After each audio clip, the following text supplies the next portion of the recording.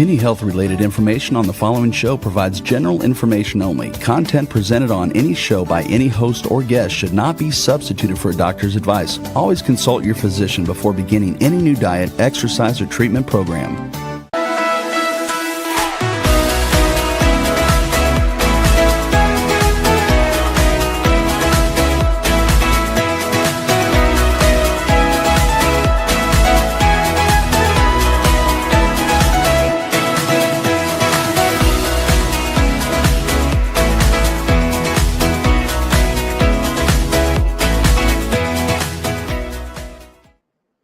Hello, welcome to 5 to Thrive Live, a podcast about thriving for those who have been affected by cancer and chronic disease. I'm Dr. Lisa Schuler, and I co-host with my good friend Carolyn Gazella. You can find all of our past show podcasts on every major podcast outlet and our schedule on ithriveplan.com. And tonight, I'm very excited to be talking with Roy Upton about the global natural medicine movement. Roy Upton has been working as an herbalist since 1981. He's trained in Ayurvedic, Chinese, and Western herbal traditions. Roy is the founder, executive director, and editor of the American Herbal Pharmacopoeia, co-founder and past president of the American Herbalist Guild, and is an advisor to many organizations, including the United States Pharmacopoeia, the American Herbal Products Association, American Botanical Council, University of California, Santa Cruz, Sonoran University, Institute of Benkao Gangmu in Beijing, and the Tehran University of Medical Sciences. Roy is also the founder of the Global Alliance for Integrative Health and Medicine, which is a global initiative to cultivate a unified voice for natural health care. Now, before we start the conversation with Roy, I want to thank our sponsors, Cetria, which is a patented form of glutathione, clinically proven to raise blood glutathione levels. Glutathione is a master antioxidant, the body's primary defense against free radicals, and you can learn more at cetriaglutathione.com. We also thank ProThrivers Wellness Supplements, including ProThrivers Wellness Brain, a product specifically for thrivers that contains cognizin for memory, focus, and attention, as well as some other brain-supporting nutrients and herbs. And you can find this through your healthcare practitioner or on pureformulas.com. And finally, Dr. Ohhira's Probiotics, a best-selling probiotic for over 30 years, which contains 12 probiotic strains, which are shelf-stable without refrigeration due to a unique 3-year fermentation process. And you can learn more at drohiraprobiotics.com. And hello, Roy. Welcome to 5 to Thrive Live. Hi, Lise. Pleasure to hear from you.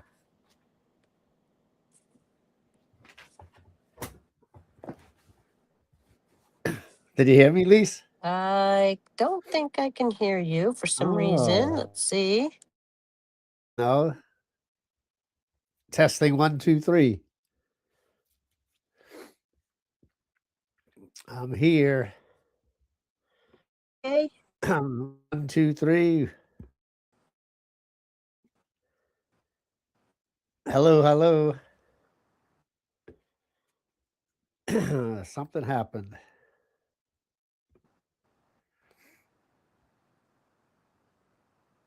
I guess you. Hello. Can you hear Hold me? on 1 second, Roy, if you're there. Yep, I'm here. 1, 2, 3. 1, 2, 3.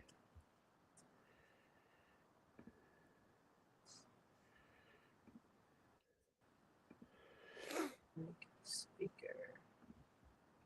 Hello. Hello.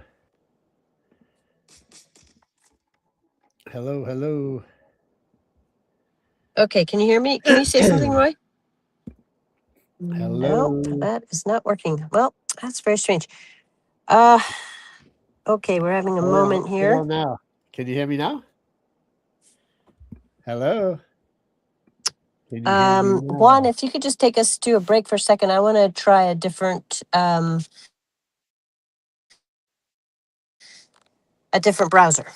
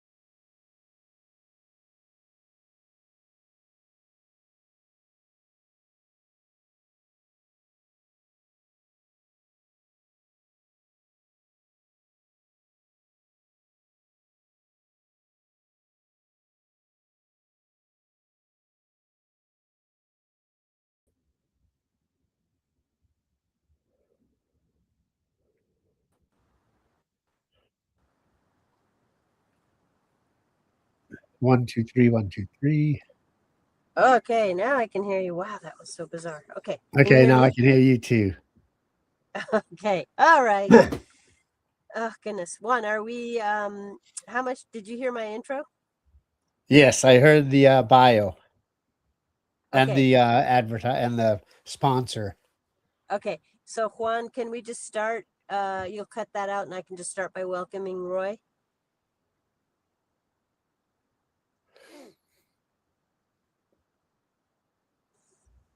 Can't really hear Juan, but okay, continue where you left off. Okay, perfect. All right, ready, Roy?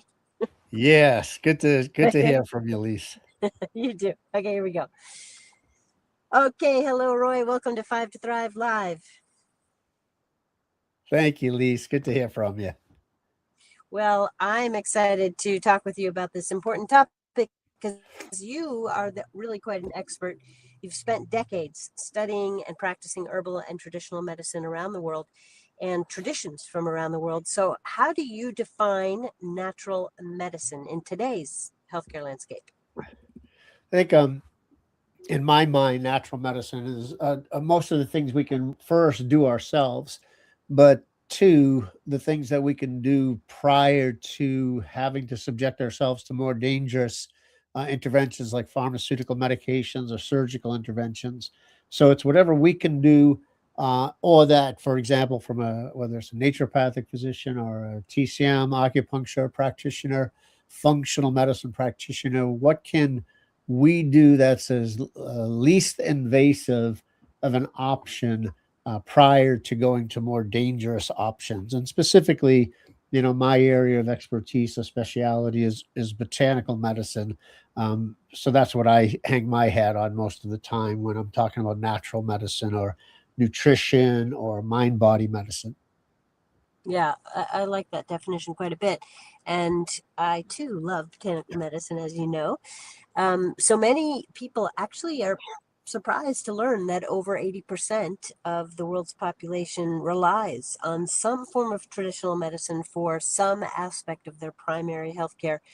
So, this is around the world. So, what can the US learn from that? Because that's not necessarily the case across the entire US population. No, not at all. I mean, you and I live in bubbles. I live in Santa Cruz. Actually, I'm not sure where you live these days, but Arizona, right? So we're Yeah. surrounded Yep. by natural healthcare practitioners, and we're in that world. But when you travel to Nebraska, Alabama, you don't have that access in the same way that we do here or that we do in our lives. Um, I thought about this question a little bit.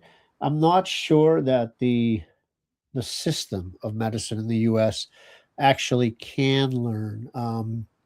Because it's so inundated with high tech medicine versus focusing on prevention or focusing on less invasive interventions first. And we're so commercially oriented and so specialty oriented that Mhm. inherently brings with it a high level of technicality and expense.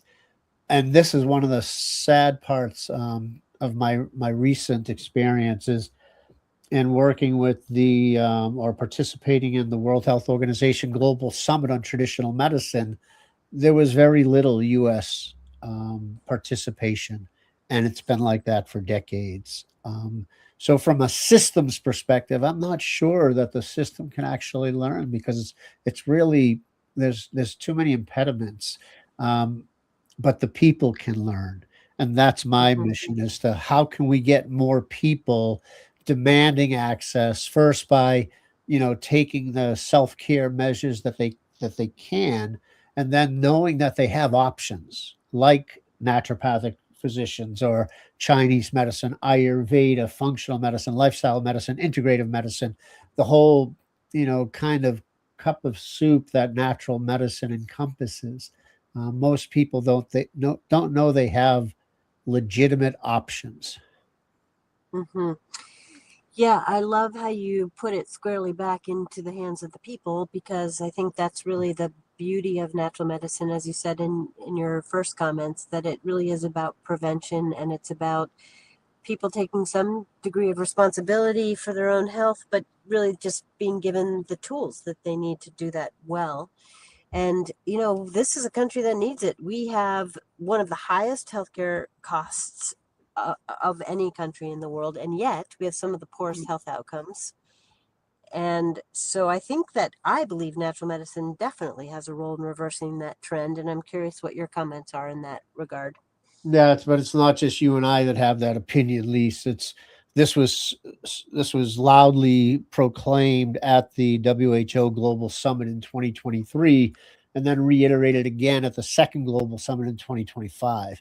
Basically, 85% of the conditions that we suffer from these days are not. In the past, they were infectious diseases and abject starvation. Like when we were growing up, we always heard about starving children in India or Bangladesh or places like that. That's and infectious diseases, and that's been more well controlled due to better food distribution, food production, as well as sanitation. So now, 85% of what we develop because of behavior, because of lifestyle. Chronic diseases, obesity, diabetes, high blood pressure, cardiovascular disease, in overall. And so there's no drug for that. And most natural medicine strategies, Chinese, Ayurvedic, naturopathy, they maintained a very strong relationship um, between lifestyle, diet, stress, and the development of disease. And we counsel at least I believe you do as well as I do, is that we counsel our patients to change their lives. We don't just condition them to take a pill. Most of our society has been conditioned to take a pill, not to take responsibility. And that's a problem. But let's look at just one area. You Mm-hmm. said we have the poorest outcomes, which we do. We have the highest infant and highest maternal mortality of any country. And that means we allow more of our babies and new mothers to die in the first year of their life than virtually every other similarly developed nation. That's appalling. And in Mm-hmm. this country, the majority of births are physician attended births. But when you look at the countries that have the lowest infant and maternal mortality rates, they have among the highest incidence of midwife delivered births.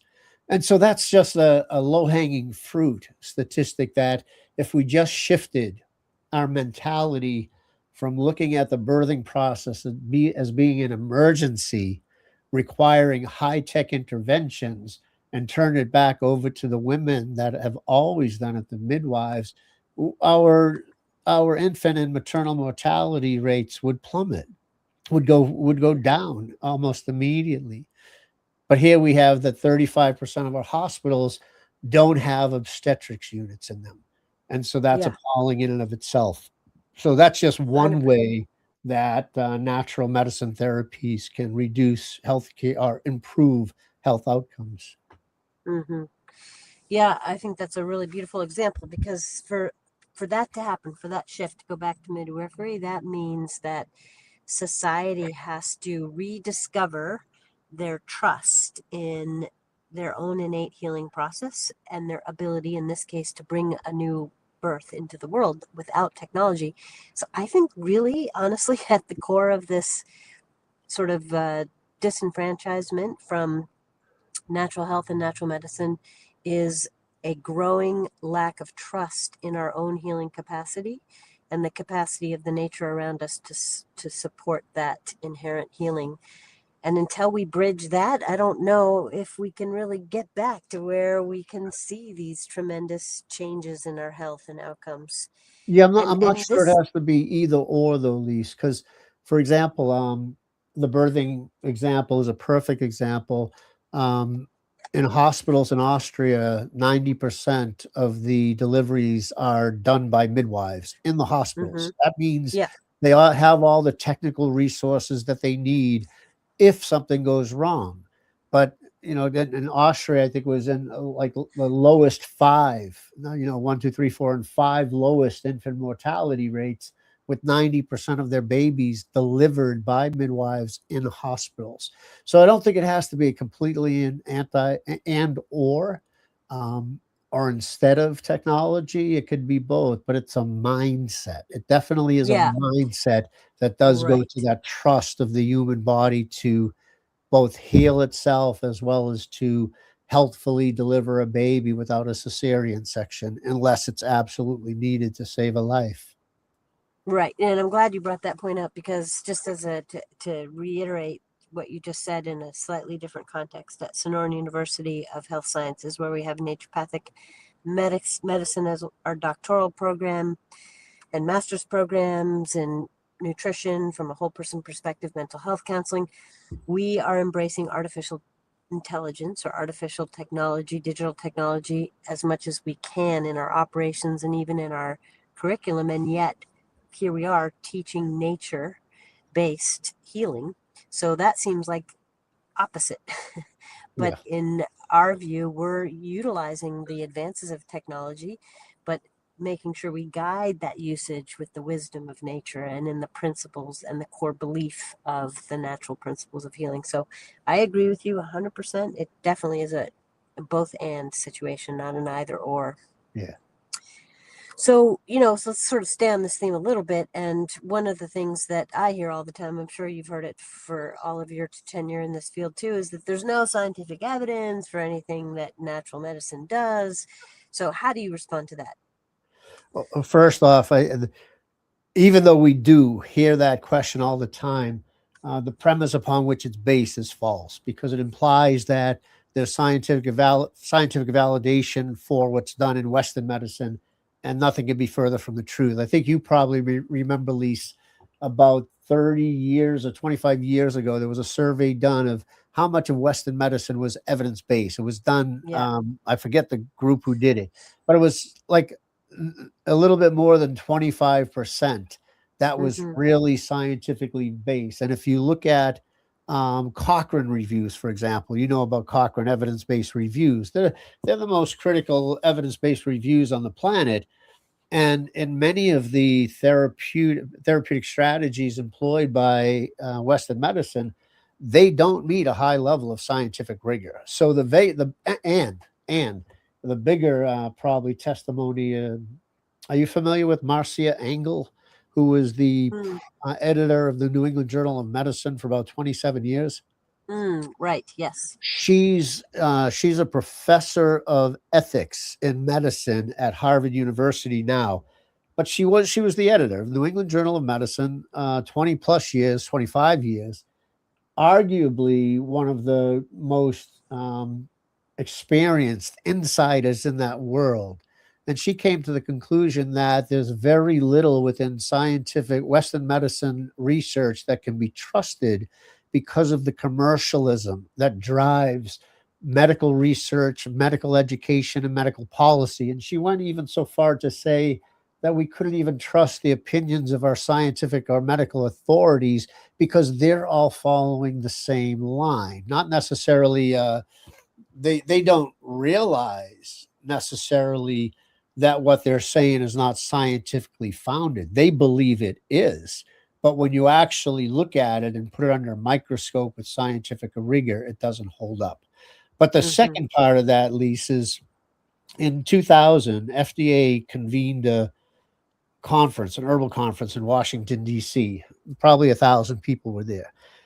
Everybody was talking about evidence, no evidence, no evidence, no evidence. There was a guy from FASIB, the Federation for the Society of Experimental Biology, and NIH. And he took the microphone and he said, I don't know anything about herbal medicine, but before I came to this conference, I just wanted to get a view of the landscape of herbal medicine research. So I did a PubMed research and I found over 200,000 clinical research papers on botanical medicine. He said that is not an insignificant amount of evidence. That was in 2000, Lise. Botanical medicine Mm-hmm. research has exploded, since then, well over probably, hundreds, several hundred thousand, if not over a million, clinical as well as preclinical research. That's a huge amount of scientific evidence. And what his point was that at NIH, National Institutes of Health, they would take bodies of information like that and subject them to what were called consensus forums. And then they would look at the strength of the clinical research, the strength of the preclinical research, whether or not there was mechanistic plausibility, biological plausibility, and come up with an expert opinion of whether or not you should use lemon balm, for example, for mild anxiety. And that's never been done in this country. But the point being is that, one, what exists in Western medicine is not all scientifically valid. And there's a tremendous amount of scientific evidence that would allow us to have better informed choices about botanical medicine. Hmm. Yes, and I would be very surprised if the number of published research trials just on botanicals, never mind all in the millions by now. I mean, the explosion that you referred to is a real thing. So much more research, which is wonderful to see. So let's talk a little bit about access, because this is a challenge. It's a challenge economically, especially in the United States, when a lot of these natural health care options are not covered by insurance. It's a challenge geographically, as you noted earlier, and even legally for naturopathic medicine. For example, only 26 states, so it's over half, but still almost half of the country does not even regulate naturopathic medicine. So there's definite barriers to access. And so I'm wondering if you could outline the next critical steps to improving access. What would they be? I think the first is that we haven't done our job well enough. And I say we from the bigger natural healthcare sector have not done our job well enough to articulate the benefits of what we do. Um, Naturopathic medicine, I just said, okay, that's available in 26 states. Interestingly, Chinese medicine is pretty much available in every state because it wasn't viewed as being a competition to Western medicine in the same way that naturopathy is. Also, there wasn't as much infighting in the Chinese medicine world as there seems to be in other disciplines of natural medicine. Um, so I believe that we have to get our house in order from a marketing perspective, as well as I mean, we already have the education foundation is already there. Um, but from a marketing perspective, we really haven't expressed and articulated what the benefits of naturopathic medicine are. Here's something interesting that you might like to hear. I met a woman many years ago who was a medical doctor, conventional medical doctor, and she decided to also study naturopathy. And so she went to Bastyrs University in Seattle at the time, and she chose not to waive any of her pre-med requirements. She wanted to go through the entire training program again, just to see how they taught it. She felt that the naturopathic medicine program at Bastyr was tougher than her conventional medical training, and she believed that they were trying to overcompensate, because Uh-huh. some people don't look at, oh, is naturopathic medicine really medicine? Well, in this, at least this one person's opinion, a conventional medical doctor, her training in naturopathy was much more rigorous than it was in Western medicine. And so we still suffer from an inferiority complex as a profession. Um, we have continued to allow ourselves to be marginalized in mainstream medicine. Here's one of the other little factoids, right? Acupuncture is approved for on the Medicare for things like lower back pain or knee pain and things like that. But then they prohibit acupuncturists from doing it. They require Western physicians to administer the acupuncture. How's that work? A physician can go do a Chinese medicine training program in a weekend or a couple of weeks and get a certificate that says they're a medical acupuncturist, then be able to get reimbursed for treating a patient with acupuncture, but an acupuncturist who literally was trained for 6 years doesn't have that same right. Right. That's a legal issue that requires probably legal action because it's a restraint of trade from a profession being able to perform their professional duties for which they are duly licensed and trained. And so we haven't gotten our house in order. We haven't built our political network to be strong enough. We haven't built our consumer network to be strong enough to prevent prohibitions or restrictions like that from happening. Mm-hmm. That has to change. Mm-hmm. Yeah, I mean, there's so many issues and so many ways in which we are our own worst enemy, of course. And I'm speaking collectively of the natural medicine movement and professions therein. And there are legitimate forces arrayed against us, which makes the challenge even more difficult.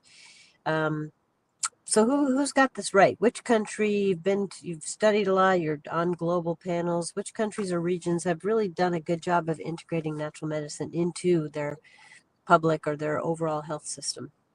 I think China and India are the two best models for full systems of medicine and their integration. Not so, and I take that back. Not so much their integration, least, but as their access. So, for example, I was in India about 5 years ago. A guy behind me starts talking to me, hands me his business card, and it says like Ayurvedic hospital or something on it, right?